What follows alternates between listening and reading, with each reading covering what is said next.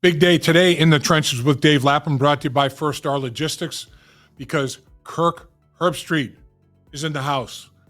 He is, in my mind, the face of college football. I'm telling you, College GameDay is an unbelievable football show for any football junkie. 3 hours of football with great personalities. Herbie's the man. He does a great job as a color analyst with college football, with the National Football League. He knows what he's talking about. We talked to Herbie about all of that, about the great food that's provided on College GameDay, and the Cincinnati Bengals in the home opener losing to the New England Patriots, and what we see in the future.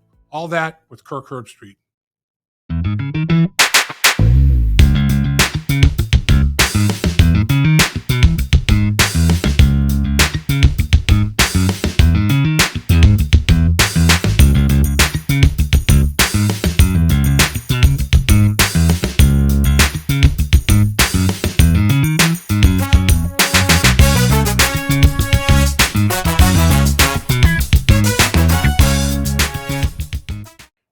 Boy, did you make a great decision today to join us in the trenches with Dave Lapham, brought to you by First Star Logistics.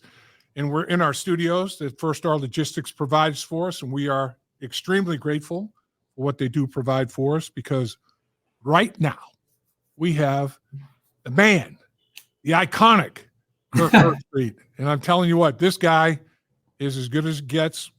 And not only is he a tremendous broadcaster, father, husband, but just a human being to all, man. Kirk Herbstreit's the man. We appreciate you carving time, sir. Yeah, absolutely. Glad to be with you. So I guess first of all, I can't imagine your schedule. Give me your schedule. Give me your itinerary. Kirk Herbstreit's maybe the busiest week that you've had or you're going to have this season. What is the craziest week? And give me a little bit of an itinerary on a day-to-day. Yeah, well, with my son still playing high school football, I have 4 sons, and you can remember these days. My last one, who is a senior. So I've been trying to get back to all my son's games for a number of years. So that kind of adds a bit of a curveball. But normally I leave Tuesday night late to go to wherever the home site is. This week it's Miami for the Dolphins and the Bills.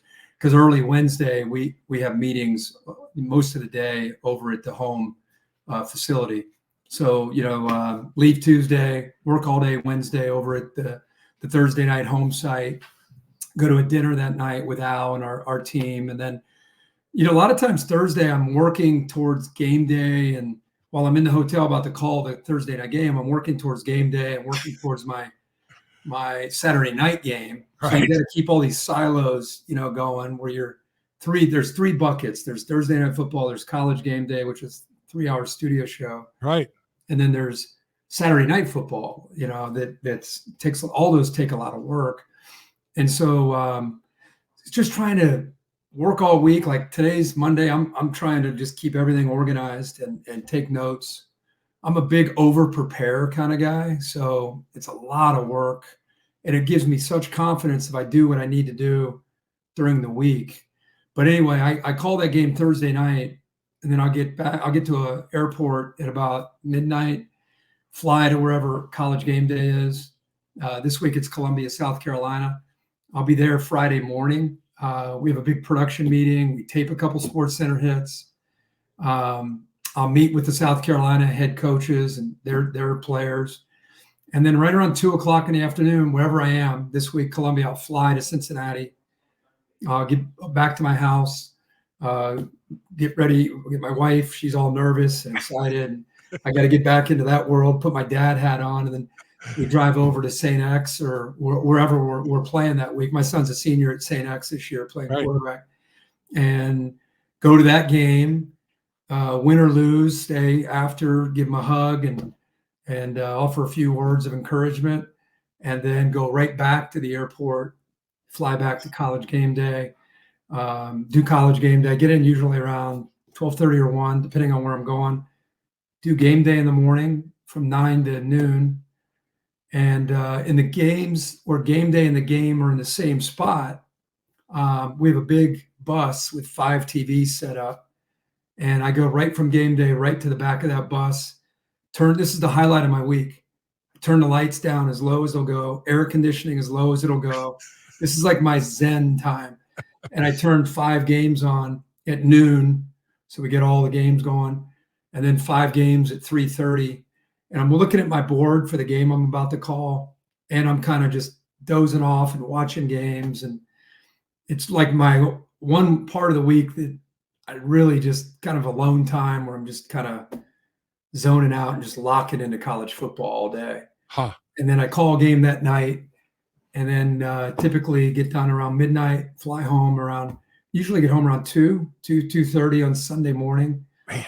And then, and now Sundays used to be a recoup day, but now doing the NFL, Sunday's now a study day. So whether it's going to a Bengal game, like this past week, or, right now I'm breaking down the Bills and the Cardinals game on Monday. I'm getting ready to look at the Dolphins and their game last week.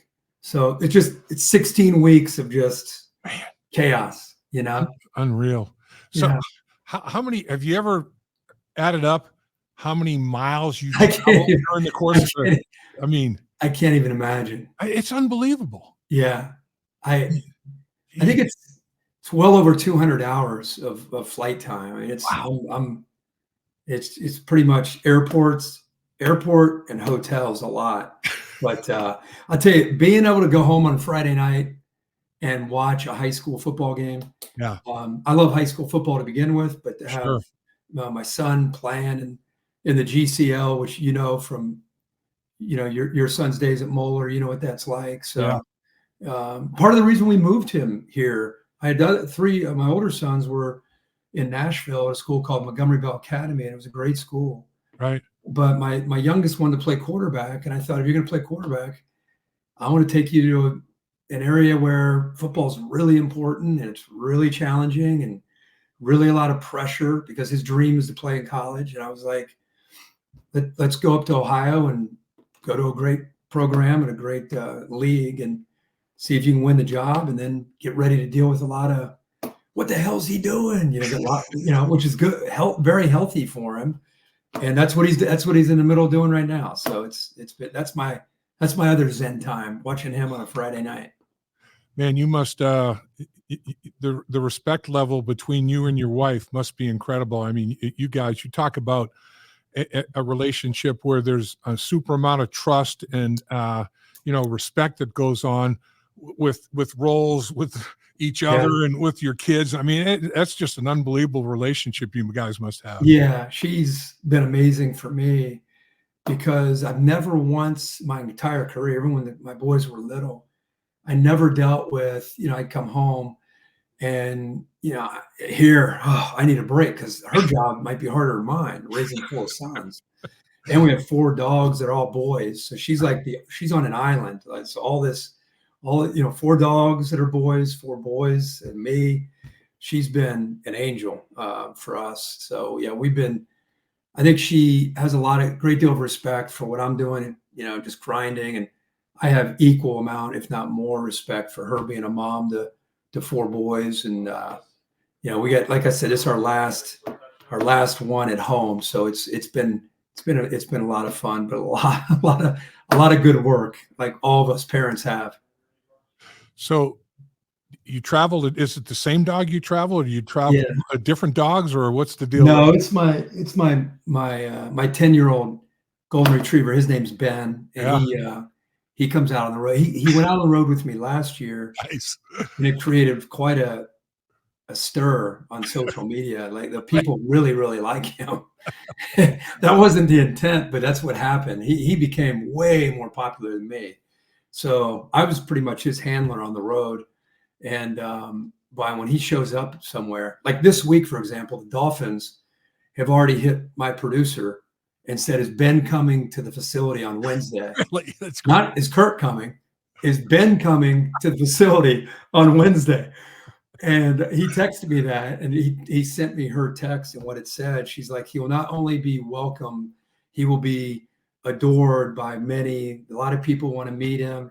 So that's what it's like being on the road with him. So yeah, he's become, and he does so well. I think he he really enjoys it.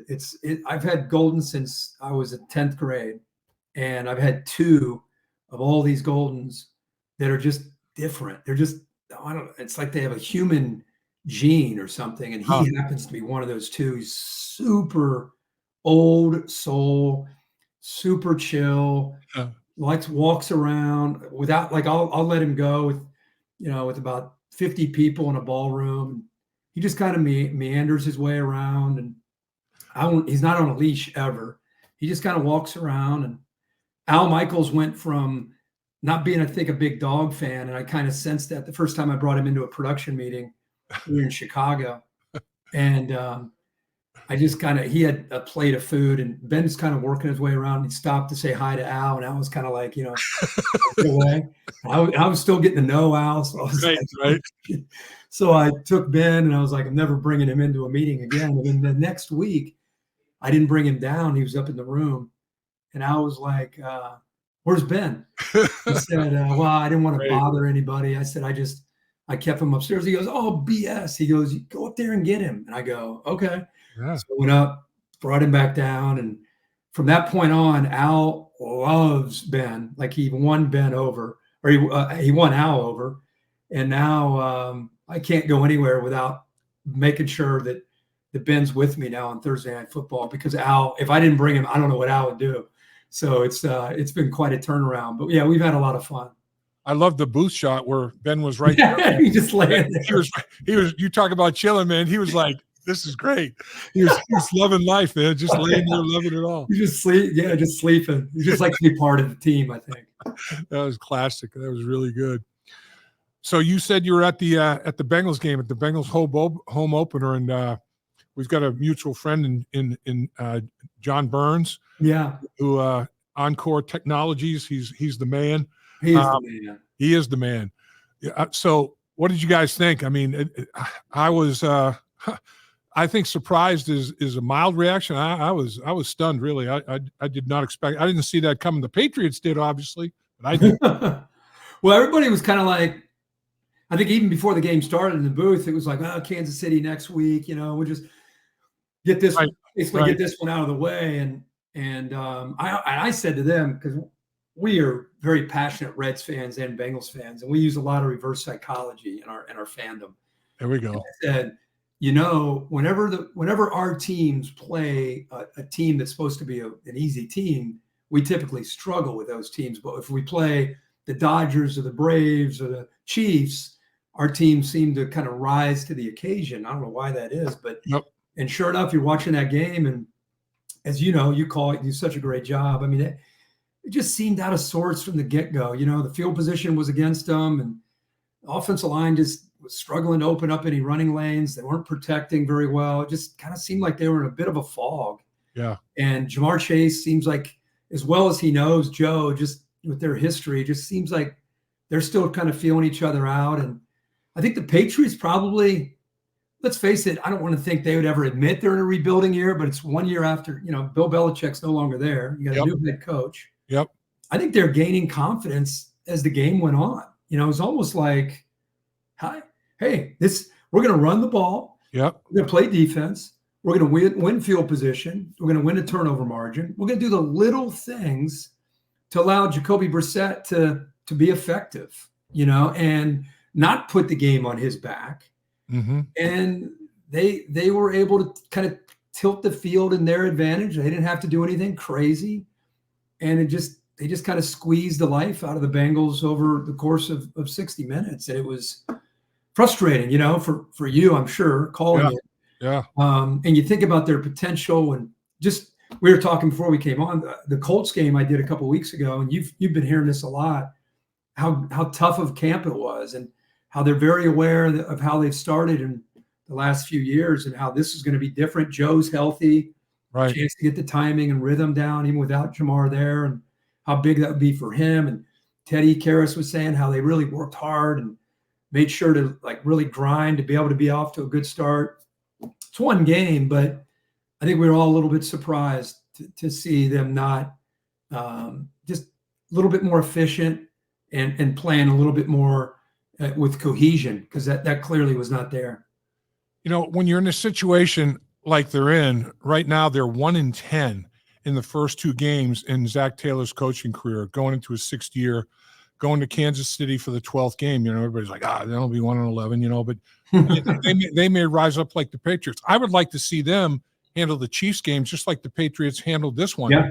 A tough opponent on the road, run the ball, don't turn it over, take it away from them, play sound defense, just do the little things well. I'd like to see them just take the New England game plan, which was Bill Belichick. Mayo said, I'm going to check the boxes that Bill Belichick would be checking here. And it's like, man, it worked for him. I'd like to see the Bengals do it. But if they go 1-11 in the first 2 weeks of 6 years of Zach's career, I mean, and like, Ted was saying to you guys for the broadcast, they tried to, during the course of the training camp, every practice, there were situational, competitive environment things where they were going pretty good tempo. But like we talked about before we came on the air, Kirk, it's like, unless you're playing football, real football, it's different. You got to get that football conditioning in, right? 100%. And I think it's one thing for a defense to play with their hair on fire and they're flying around and being aggressive and playing, as a group. But offensively, better than anybody, that the development of an offensive line, to me, you have 5 guys and working as one, communicating, sometimes nonverbal communication. Yep. Your guy, when they blitz that gap, that you don't even have to communicate. But that's like week 6, 7, 8, 9 that starts to come around. So it's really just a matter of, you got some new pieces up there. How quickly can they build that? And then, as good as Jamar Chase is, no one's ever going to question that. And as much as he probably worked on his own in camp, just to be in T-shirt and not out there, I don't care what anyone says. The timing between a quarterback and a receiver, it's really what Joe did with him last year, the year before that, has nothing to do with where we are, whatever it is, September 9th or 10th, whatever it is right now. And so you'd love to see them be able to put some time in and continue to get some reps under their belt. It wouldn't shock me to see them go to Kansas City as a terrible week 1. Yeah. Here comes Mahomes. They're all their history with Joe and Patrick. The Bengals are going to be at a very different level from an intensity standpoint, bit of a chip on their shoulder probably this week. Wouldn't shock me at all to see them go over there and at the very least have a very competitive game. I think that's the pride in them as athletes. Right. So I think they'll look much better. Can they go over there and get a win? Who knows? But I don't if we were talking next week at this time, I don't think we're going to be sitting there saying, geez, almighty, what the? Yeah. I think you're going to see a big step. Like I said, whether they win or not, that's a different thing. But I think they'll play much better with very, very different energy and make Mahomes drive the field. You don't give up the big plays, respectful of Andy Reid, keep the top on the back end of the defense, make him check it down, make him throw underneath, make him go 10 and 12 plays. I think if you do that, it keeps you in the game. And then Joe's just going to have to out-duel him, make some plays. And that's exactly what the Patriots did, exactly what you're describing. Mayo and Covington, the new defensive coordinator, Mayo gets the head coaching job. Covington becomes the coordinator. Mayo played for Belichick, coached with him for 5 years. Covington coached there for 7. That was the Bill Belichick methodology like you're talking about. And I thought they did a great job. Coverage in the back end. You as a quarterback, as you were looking at, they were disguising things. They were doing subtle things that were like, man, Joe would get his eyes off the downfield stuff pretty quickly and go to short to intermediate stuff, and they made him go, like you said, multiple plays, try to chip away at it. And if the Bengals can run the ball like the Patriots, that's the answer. Ran the ball and kept Burrow on the sideline. They keep Mahomes on the sideline. Yeah, you got a chance. And I really like the backs. I know Mixon went off yesterday, but I think we all like what Zach Moss can do. He's a 3-down back. He's physical. He's tough. He's got good energy. Yep. Chase Brown can give you the home run threat. I think once those two kind of get on track and that line gets better, because that's going to be the answer. If people are going to be respectful once T gets back and you got Jamar Chase, so much firepower and so much respect for Joe in that vertical pass game. That's what I would do, right? Let's make them be patient, check it down, hit the tight ends, run the ball. That's the answer, is the ability to win the line of scrimmage and run the football. And again, it's impossible to predict when they're going to be able to do that. But I do think they have the backs to be able to give them some very, very solid production. I think it's just a matter of once these guys start to kind of click together and play as a unit. Speaking of the tight ends, I mean, back-to-back plays. Gesicki, I mean, he goes airborne 6'6" and 6'1". And, you know, you got to give credit to the DB, stayed after it, you know, kind of trying to punch it out of there and all that. He goes to the ground and eventually loses control. They say, you know, no touchdown. They overrule it. But the league has come out today and said it was a touchdown. They should not have overruled that thing. That was huge. Oh, massive. And then the very next play, Hudson has a touchdown, and he's celebrating early, puts the ball out there, and they knock it away. I mean, as a quarterback, you're playing quarterback, and you throw a perfect ball, Gesicki, and it doesn't work out. And then you throw a perfect ball, Hudson, and then that happens. What are you thinking as a quarterback? Like, oh, my God, what's going on here? Yeah. I mean, Joe's so, you know, he has such a great disposition about him no matter what he faces. It's because of his dad and the way he was raised with his brothers. I don't know if anything could happen to him and make him change his approach, you know. So I'm sure, you know, he's probably thinking, hey, let's go on to the next play. But as a fan and as an analyst, you call the game, you're thinking, what the heck can go? It's just, that's when you know, oh boy, we better hold on here, because this has got a weird feeling about it. But like I said, the Patriots needed all those little things to happen to be able to go on the road and win in Cincinnati, and that's why they play. That's football, especially in the NFL. There's so much parity, and you know, you look at a team and you think, oh, this one's not going to be too bad. Those are the games that you got to be the most careful of, because they're still NFL players. And as you know, those guys, you show up and just bring your C game or your little flat.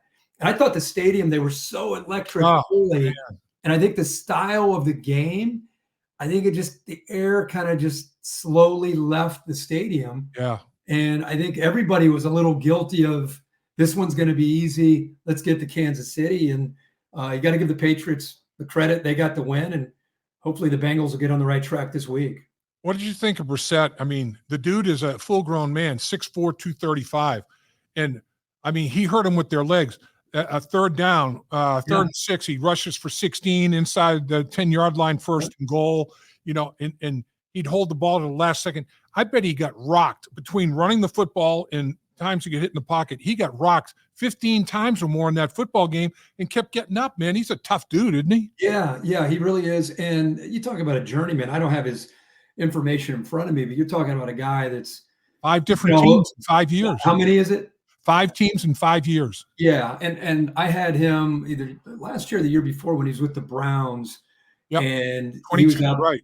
Yeah, he was out there playing, and I tell you what, he's developed a reputation. The reason he's been with 5 teams is because somebody always needs that guy. Like okay, our main guy's not there, or we went with a rookie. We just got to have that guy. You know, like a Chase Daniel, or back in your days, what was his name? Turk Schonert. You know what I mean? Like a guy that you can just, he's there, he's reliable. Yep. In this guy's case, he's big. He can throw it. And if the game, again, isn't like, okay, go win it, Jacoby, and it's just more manage it, scramble, make a throw, play smart, don't lose the game, he's your guy. Like, he is a perfect quarterback for a young guy like Drake May to sit there in the meeting room, listen, study, learn. Perfect. Just a perfect guy. So, again, I wasn't surprised as much with how he played.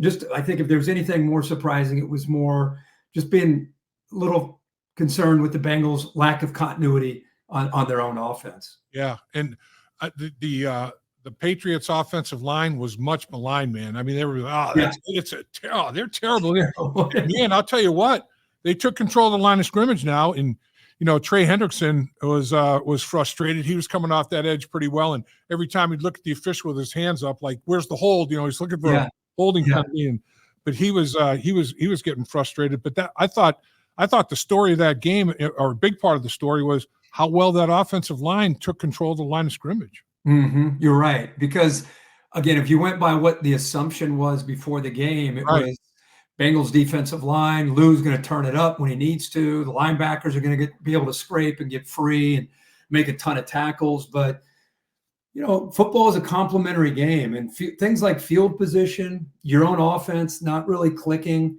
that can affect the defense as much as your own offense. And as the longer the game went on and the more it stayed in that kind of feel, the more I think it definitely gained confidence for the Patriots and their offensive line and the play calling and the style of play that they wanted to go. It was just they couldn't have scripted that one any better. It just went exactly according to plan for the Patriots to be able to get out of there with a win. I agree. I mean, the Patriots played a very strong complementary game. The Bengals were uncomplimentary. I mean, Yeah. every phase was hurting the other one, Yeah. You have a fumble on special teams, put the defense in a short field, hold it to a field goal. If you just take those two plays, the fumble, not getting the Gesicki touchdown, the fumble by Hudson, where it was on the field. Yeah.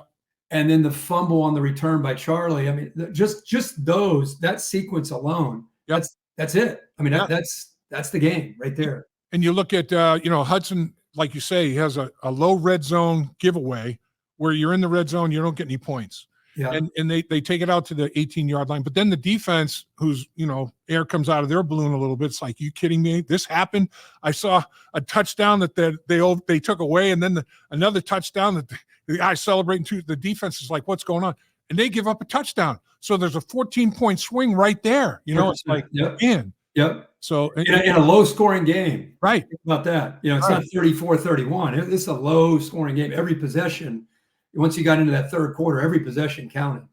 The Patriots end up with 10 possessions. The Bengals have 8. If they don't have the 2 turnovers, it's reverse. Yeah. And they're probably winning a close game. Win the game. Or losing it. Yeah. That's And that'd be one of those, you could just go, whew, wasn't pretty. Yep. We got out of there with a win. We got a lot of film to be able to learn from before we go over to Kansas City, but thank goodness, right, at least we were able to get out of there with a win. That's what you were hoping for, but instead, there's a lot of frustrations, and you got to show some maturity being able to go over there and win this week.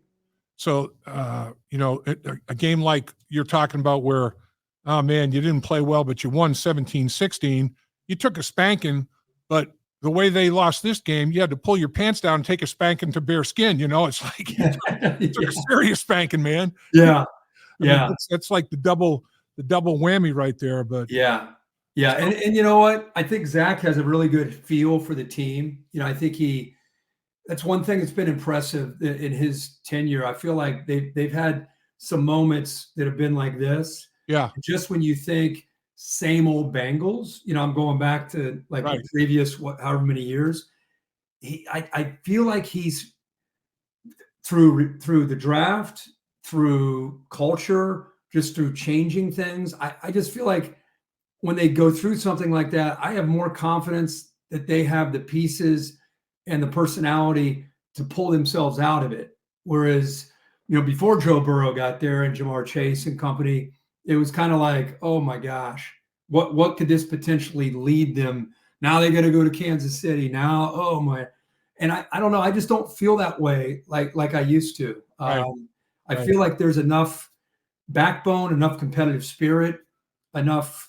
Okay, we screwed up. Let's go. Let's get back to work. That's kind of been my thing that I've really gained to appreciate about who they've become here these last 3 or 4 years. Let me ask you this, Kirk, because I had the opportunity for a while to do college football and professional football and production meetings. I found college football coaches so much more open than the high percentage of the pro football coaches. Do you find that to be the case? Are the NFL coaches a little bit more guarded than the college football coaches? I've been so fortunate, man. I don't know if it's because of my college game day stuff and my college experience. I've been doing this to be my 29th year now of doing college at a pretty high profile. So I'd say. These guys I'm talking to, especially the coordinators. So I'll get to the coordinators first by myself. Right. And Al and I, in our group, we talk to the head coach, and we talk to the quarterback, and we talk to a defensive player. Right. As a group, but I'll get the coordinators. And when I talk to the coordinators, a lot of these guys are, younger than me. So a lot of them, either played in college or they grew up. And,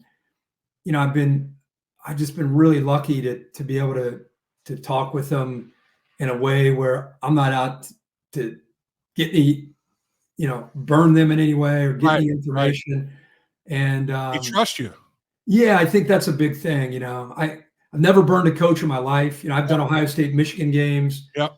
talked with Michigan. They could literally hand me the playbook and I would never say a word to anybody about anything. Yep. And I think when you do that, you stack years and years and years up like that. I think there's a familiarity and a comfort with you, but I haven't really, for me, I have not yet been able to kind of feel the difference from the college and the pro games. I think the thing that was probably, a factor with me is I was still doing the Bengals on radio. Yep. So they would look at me like, oh, for sure. We might be playing you 8 weeks from now, so I'm not giving you anything because whether you intend to or not, if I'm giving you information, you might not realize that you're giving information I don't want you to give them. 100%. I can see how that would be. Yeah. Yeah. That was my issue, I think, with them. Yeah. Yep. Yeah. Yeah. So, but yeah, I'll tell you, there's what a life it is. I mean, your schedule is unbelievable. The fact that you're able to do the job to the level that you do it with such, travel fatigue, lack of sleep. It's like, oh my God, Kirk, I can't believe. You keep yourself in great shape. You certainly don't look your age, man. There's no doubt about it. You look like you could still be in college, bro. I'm not kidding you. I'm trying, dude. I'm doing everything I can to try to maintain that. Part of it is just not just for on air. It's really just to want to be around to see my kids get married and have kids. And, so I do everything I can to try to stay in as good a shape as I can. But the travel takes a toll. I'm good, thank goodness, at sleeping on a plane. I get like a 30-minute nap here or wherever. And I'm going to be honest, if I did this in March or April, this travel, it would knock me out. Yeah. Like even right now, I think there's something to be said, like when your brain is like firing, like my brain is firing like at a 10 out of 10 from August to January. And then it's like I go into hibernation in January, but like adrenaline, passion for what I do.